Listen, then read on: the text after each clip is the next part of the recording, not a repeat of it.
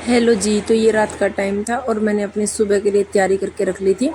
तो मैंने सबसे पहले एक गिलास पानी का लिया और उसमें डाले 3-4 चम्मच चिया सीड्स के, जो मैं रात में भिगो कर सोया करूँ और सुबह पे खाली पेट बिल्कुल उस टाइम पे ले आ करूँ हूँ। तो ये मैंने 3 चम्मच लिए थे, क्योंकि 3 चम्मच ही इसके बनते हैं, जो इसकी मैक्सिमम क्वांटिटी है वह 3 चम्मच थी। ये छोटे छोटे चम्मच होती हैं, ये बड़े वाला तो एक भी पूरा नहीं होता। तो इनको भिगो के अच्छे से मिक्स करके रख दूंगी। पूरी रात ये पानी में रहेंगे। सुबह सुबह इनको खाली पेट में ले लूँगी। ये रात को ही प्रिपेयरिंग करके रखनी पड़ती है इसकी।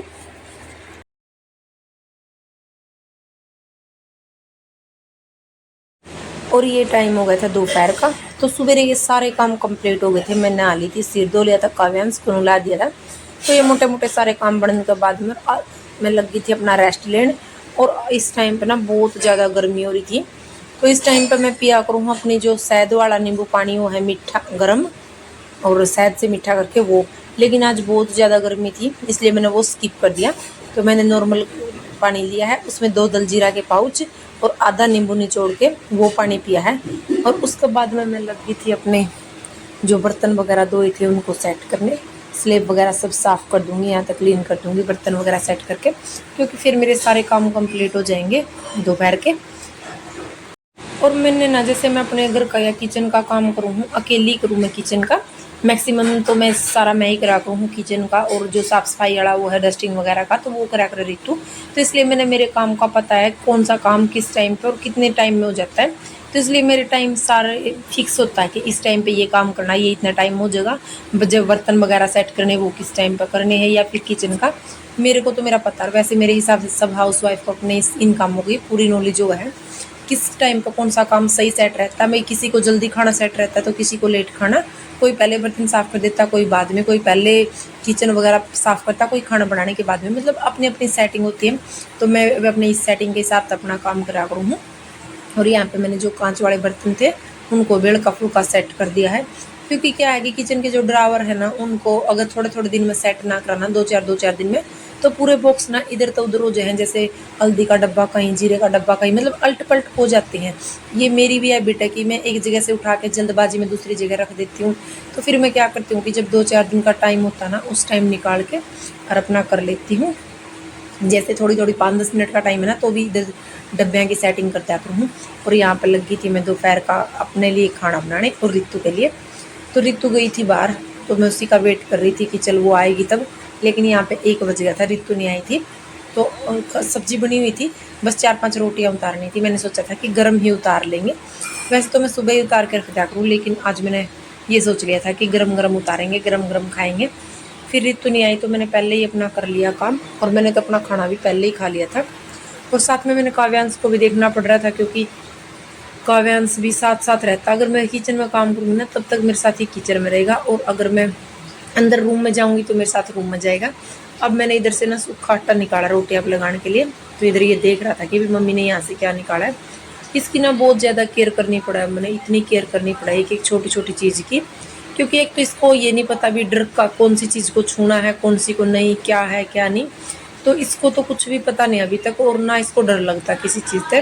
तो इसलिए मैंने इसकी पूरी एक एक चीज़ की देखभाल करनी पड़ा है। तो यहाँ पे मैं अपनी सारी फटाफट रोटियाँ उतार लूँगी। और सब्जी बनाई थी आज हमने कच्चर की। और ये काम करने के बाद मेरे टोटली सारे काम फिनिश हो गए थे। और फिर मैंने अपनी चैन की सांस ली थी।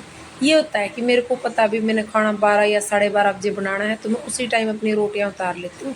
और कई बार ये होता है जब ज़्यादा काम होता है ना, तो मैं साथ साथ उतार के रख देती कि फिर बाद में मन नहीं करेगा। लेकिन बस फिर ये हो जाता है, कई बार मैं रह जाती, आलस कर जाती हूँ कि नहीं रहने दो, बाद में उतार लेंगे। लेकिन मेरे उससे ऐसे काम होना बहुत मुश्किल हो जाता है, क्योंकि मैं इस टाइम पे किचन वगैरह जैसे बर्तन साफ़ करती हूँ ना, तो किचन वगैरह के जो स्लेब वगैरह वो सारे साफ़ हो जाए। और अगर फिर से रोटी बनी है तो फिर से अभी बनाना, मतलब कि फिर साफ़ करना, ये बहुत सारे खलारा सा फैल जाए है। और फिर अपने लिए थोड़ा बहुत टाइम निकालने की सोचो, वो टाइम नहीं निकल पाता। सारा दिन इसी तरीके से चला जाए।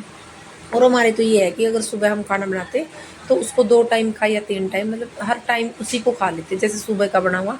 लेकिन कई घरों में मैंने देखा कि दोपहर को अलग, शाम को अलग, सुबह अलग। तो मैं कई बार सोचती हूँ, या फिर मैं इनको भी बोलती कि भी देखो, अगर ऐसे हमारे घर में खाना बनाए तो मैंने अपने लिए तो टाइम निकले ही ना। क्योंकि अपना तो सारा दिन ऐसे चला जावे।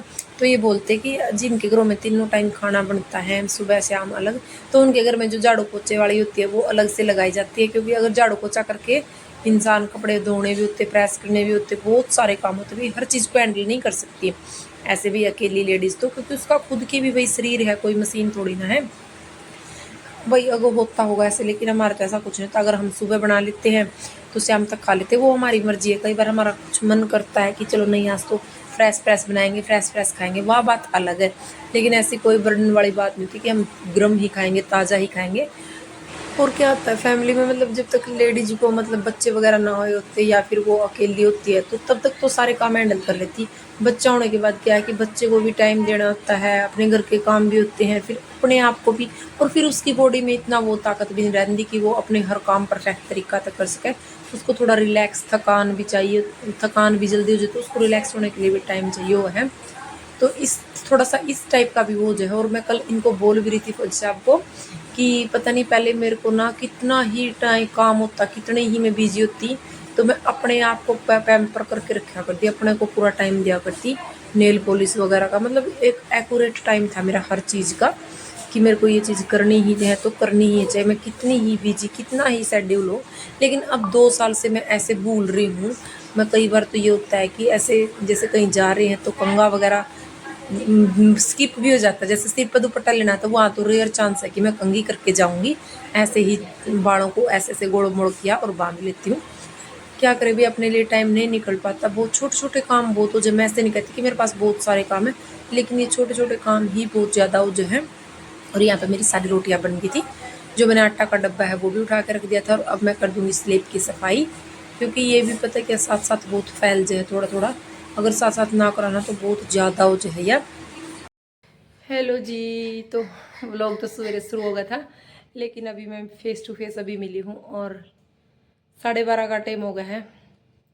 गर्मी आज इतनी भयंकर हो रही है। सवेरे से नहा के सिर धो लिया है मैंने और अपना जो नॉर्मल काम थे वे कर लिए, क्योंकि आज पूजा पाठ कर दी थी रितु ने मन और हॉस्पिटल में जाना था खाना लेके, इसलिए वह थोड़ी सी आज जल्दी निकल दी। तो नहा ली थी, उसने पूजा कर दी थी। और आज ना इतनी गर्मी हो रही, हवा भी चला है, फिर भी जो अब ऐसा ही मौसम रहेगा, हवा भी चलती रहेगी और गर्मी भी रहेगी। तो सवेरे से कोई खास काम नहीं बने। आज मेरा गर्मी में ना चिड़चिड़ा सा मन हो जा रहा है। ये हो गया है मेरा खाना का टाइम, तो मैं खाऊंगी खाना। और फिर आज एक सूट की कटिंग करनी है, जो अफगानी सलवार के लिए बोल रहे हैं ना, उस सलवार की भी जो मैंने सिली है तो उसकी कटिंग शेयर करूंगी, कमीज की भी कटिंग शेयर करूंगी। हाँ, तो ये काम करूंगी आज मैं किस तरह तो सूट की कटिंग करा करूँ, सलवार की कटिंग करा करूँ। और जो मैं सलवार सिल लूँ ना भाई, मेरी जो ये अफगानी वो मैंने 4-5 पहले सी मिली, तो ये ना तो नीचे ने गिरती जैसे कई गिरने का टाइप मेरा ना, फिर ये उठती ऊपर ने। तो मैं जैसे सिलिया करूँ ना स्ट्रेट वे स्ट्रेट रहा करे। रितु तो बोल रही थी कि अब की बार पाकिस्तानी सलवार सिल दे मेरी, क्योंकि पाकिस्तानी सलवार भी बहुत ट्रेंड में आजकल। लेकिन कोई अड़का सा सूट होगा ना उसकी सिलूँगी, क्योंकि फर्स्ट टाइम कोई चीज़ ट्राई करना तो अड़क की ही चीज़ पर करनी चाहिए।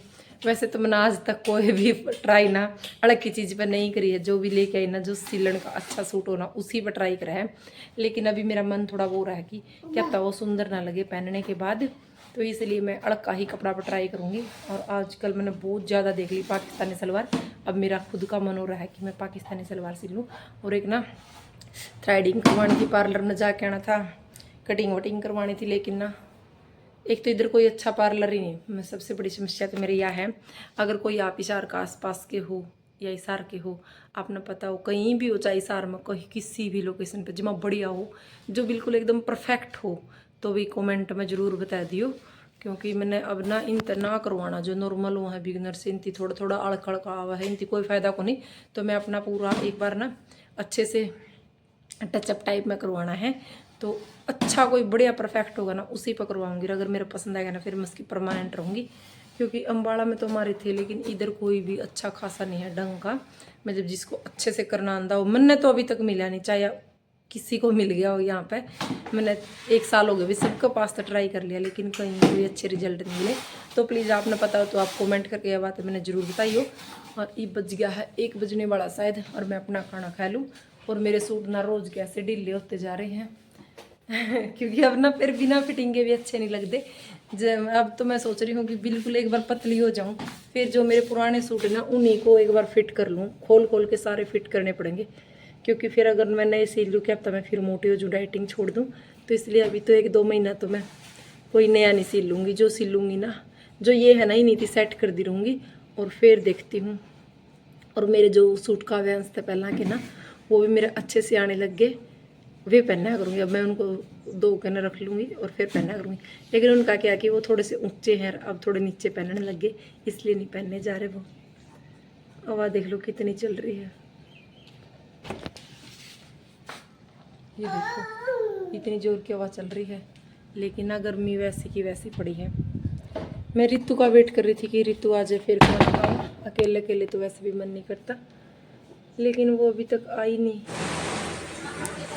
और ये वीडियो है शाम को 5 बजे का। हमारे घर पे आ गए थे गेस्ट और कोई प्लान नहीं था मेरा, तो एट ए टाइम मेरा प्लान बन गया उनके साथ जाने का। मतलब कहीं मैं बाहर गई हूँ और फिर मैं अपनी पैकिंग करी फटाफट से। जो काव्यांश के कपड़े थे ना वो डालने पड़े, 1-2 जोड़ी मेरे कपड़े डाल ले और फिर मैंने काव्यांश को रेडी किया। क्योंकि मैं तो जैसी थी वैसी ही चल दी, अगर ज़्यादा रेडी होने में बहुत ज़्यादा टाइम जाता और इतना टाइम मेरे पास था नहीं, तो इसलिए मैंने तो सिर्फ अपना दुपट्टा लिया था इसी सूट पे।